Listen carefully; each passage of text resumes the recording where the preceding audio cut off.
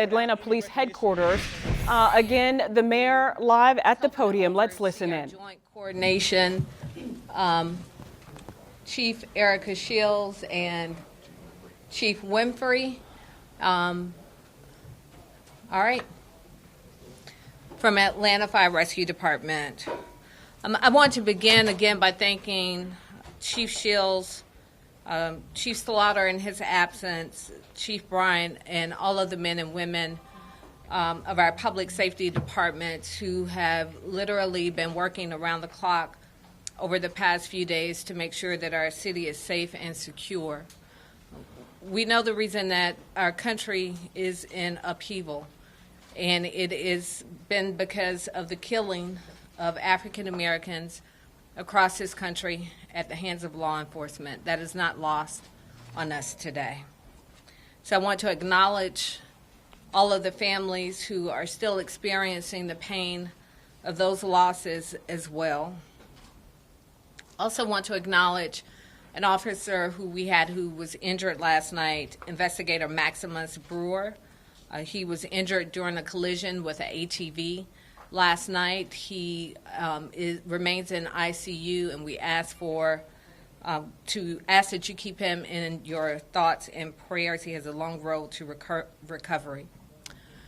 This evening, I have once again signed an executive order that there will be a curfew at 9 p.m. tonight. We wanted to assess where we were coming out of yesterday evening, which, by the way, there were 157 arrests made on yesterday evening, various violations. But we wanted to assess where we were before making a determination as to whether or not we would have a curfew again for today. That curfew, again, is for 9 p.m. today. We will assess again on tomorrow. Sometime during the night, I saw a very disturbing video of two young college students who were in downtown Atlanta yesterday evening. And it was disturbing on many levels, the least of not which was that there clearly was an excessive use of force. We understand that our officers are working very long hours under an enormous amount of stress. But we also understand that the use of excessive force is never acceptable. So the reason that we postponed the press conference earlier today was to give Chief Shields and I an opportunity to review the body cam video. There were 5 officers involved in this incident, so it took quite a while. Many of you all know in my former life, I'm still a lawyer, I still have my law license, and I was a judge, so I had to ask a lot of questions and review the footage again and again and again, and we had extensive discussions based on what we saw on that footage. After review of that footage, Chief Shields and I have made the determination that 2 of the officers involved in the incident last night will be terminated immediately.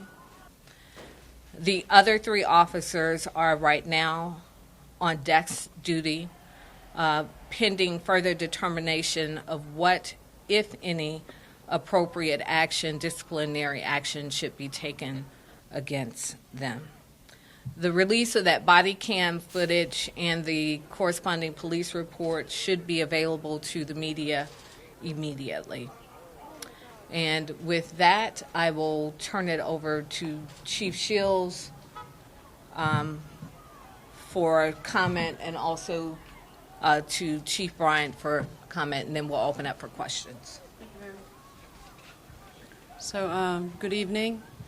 I echo the mayor's comments on both fronts. The first is I could not be prouder of the work of the Atlanta Police Department along with our other law enforcement agencies. We have been handed an enormous obstacle and have, by and large, done it as well as we could in the space that we are being afforded. These folks are going out every day. They're getting pelted with rocks, knives thrown at them, ongoing gunshots. It's an unpleasant space to be in. But that does not relieve us of our responsibilities. And we have a responsibility when we handle any incident not to escalate the incident and not to further cause harm or injury. Last night was a broad array of emotions for me. I have an officer who was directing traffic and was slammed into by somebody who was driving an ATV recklessly down Peachtree Street. The officer's in ICU, and we hope that he can walk again. And we went from there to 3 in the morning, and it's being put before me that this video that was really shocking to watch, in how we were manhandling a couple of young people in their car. And to be fair, I knew it was bad, but I really wanted to believe that the body-worn camera footage would provide some larger view that could better rationalize why we got to this space. And having spent most of the afternoon with the mayor reviewing the footage exhaustively, I knew that I had only one option, and that is to terminate the employees. When the Minnesota incident unfolded, I was appalled by the incident, but I was also appalled by the DA and their inability to see what all of us saw on the video, and their need to have to process it and investigate it further. And what I realized this afternoon is I was wanting to be afforded that same level of time. And I think as law enforcement, if we are ever going to get out of this space that we are in today, we have to recognize that our behaviors cannot consistently be pardoned because we are law enforcement. These are good guys. I know them as individuals. I've worked with the one for over 20 years. But they made that level of mistake that cannot be rolled back. And if I stand before you and the community day in and day out, reassuring you that this department is different, that we do things differently, that our expectations are different, then I, above all others, have to rise and meet that standard. So I apologize. I apologize to both of the individuals. I believe one's a Spelman student, one's a Morehouse student. How we behaved as an agency, as individuals, was unacceptable. And I know that we caused further fear to you in a space that's already so fearful for so many African Americans. And I am genuinely sorry. This is not who we are. This is not where we're about. And sometimes the best thing, the only thing you can do as a police chief is come in and clean up the mess that's before you. But I am truly sorry to those individuals, and we're still working to get it right. Thank you.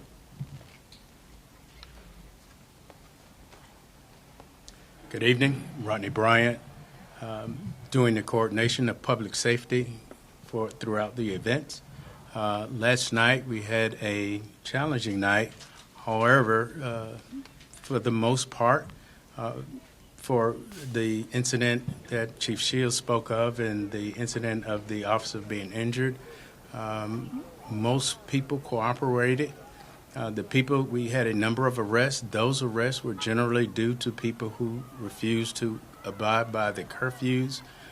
But overall, we think that working with our federal, state, and local partners, as well as a number of people from the community, we were able to overcome last night with not a lot of damage to our city.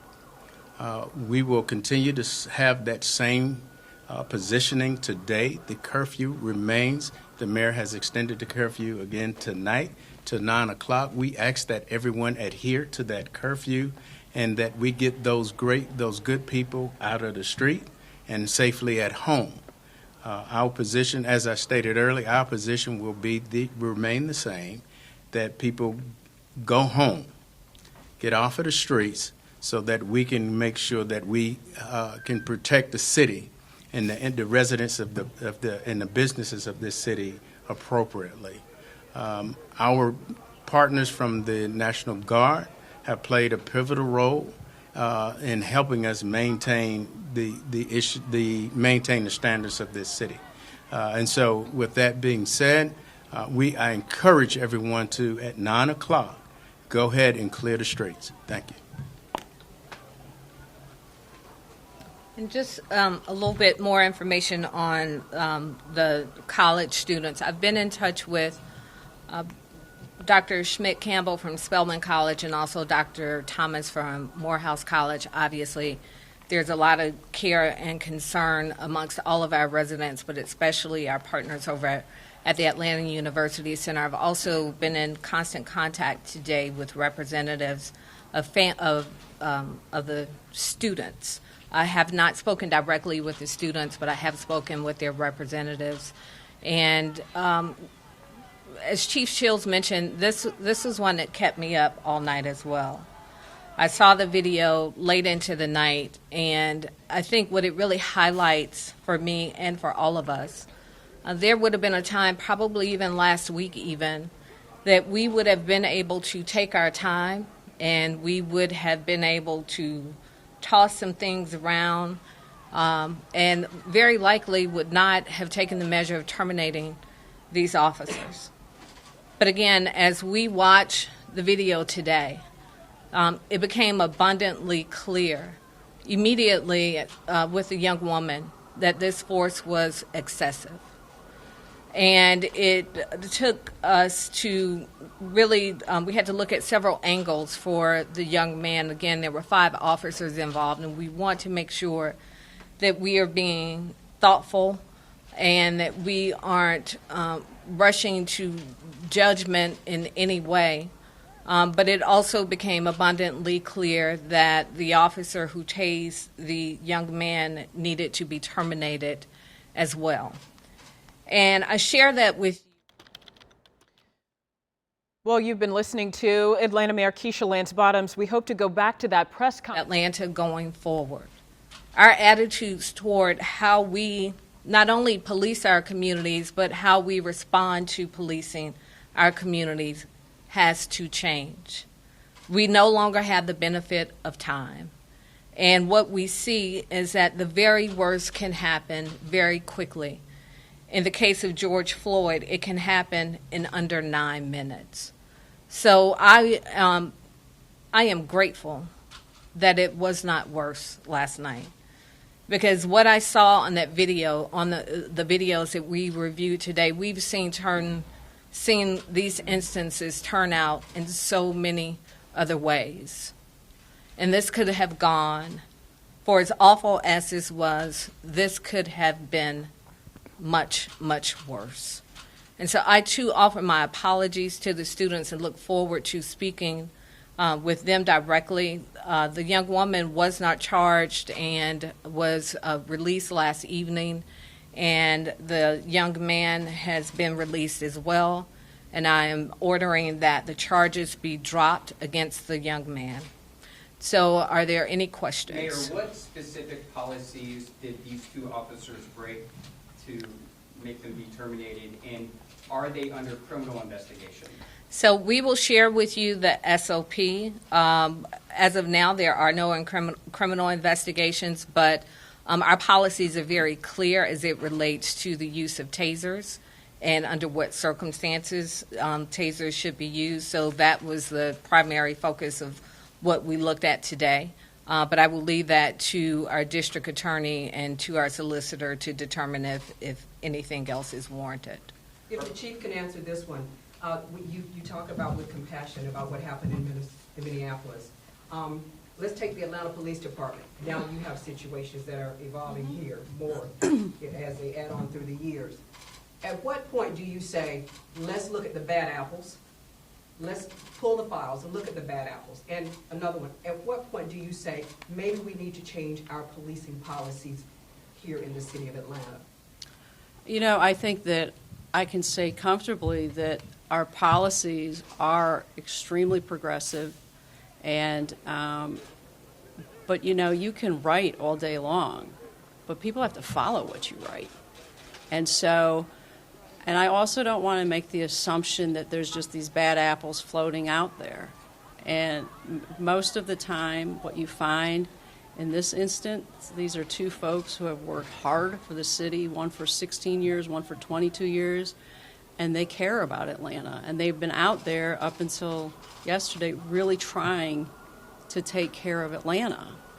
But it also, we are in a space where we're in a very unforgiving space, and we have to do better at getting things right. So I think that I'm not one to subscribe to that, well, just weed them out. You know, there's a huge amount of testing that goes on before we hire people, to include lie detector tests, polygraphs, psychological exams.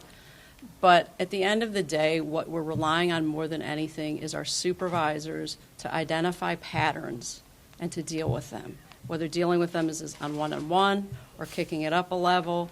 But supervision, especially in the front line and middle level, management level, the importance of that cannot be overstated. Chief, can you provide any insight into what led up to the incident?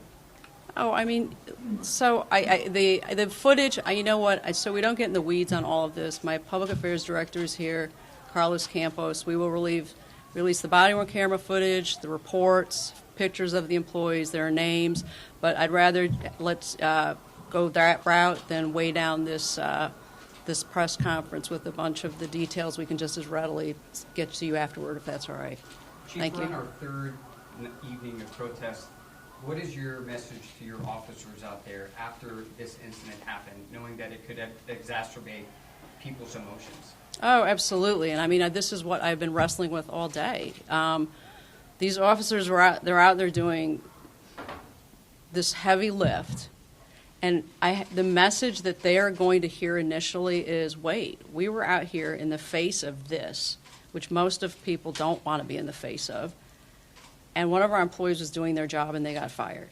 And so it's incumbent upon me, or two of our employees, to make sure that they understand why these individuals got fired and that it wasn't necessary. The employees brought this upon themselves by their decision making.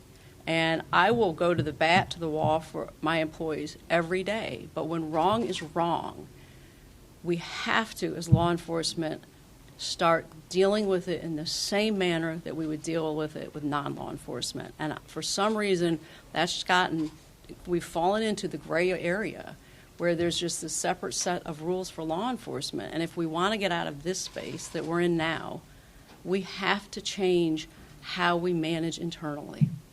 How have you gone about communicating that to your officers? For tonight, for example. Well, hello.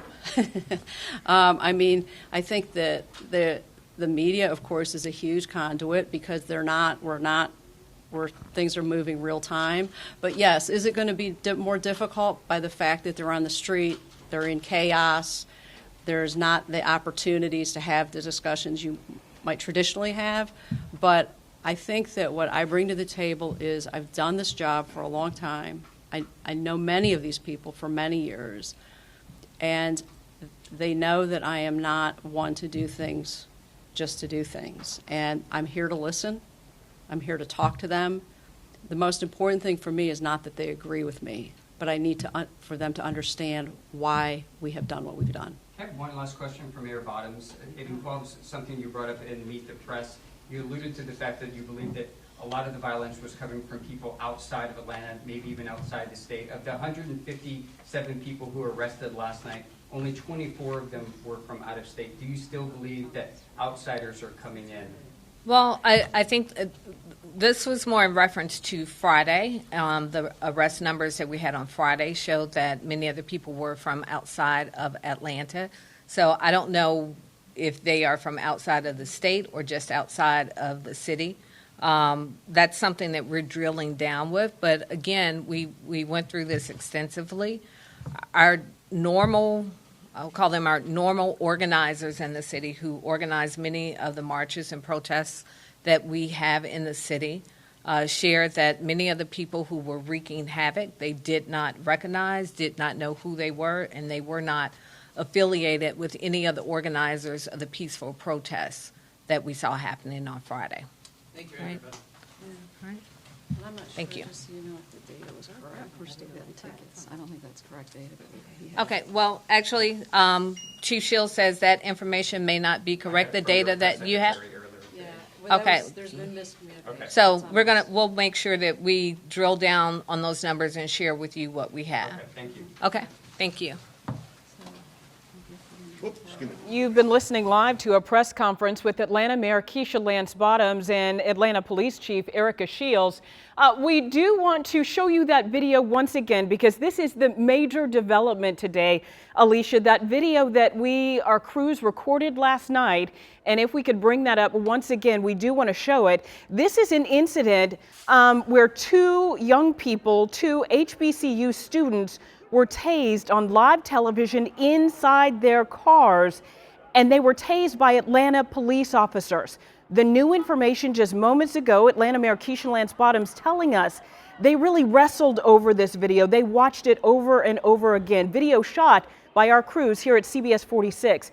Two of the officers involved in this tasing incident have been terminated. One of those officers on the force for 16 years with Atlanta Police, another officer on the force for 20 years with Atlanta Police. Chief Erica Shields saying she's worked directly with that officer for a number of those years.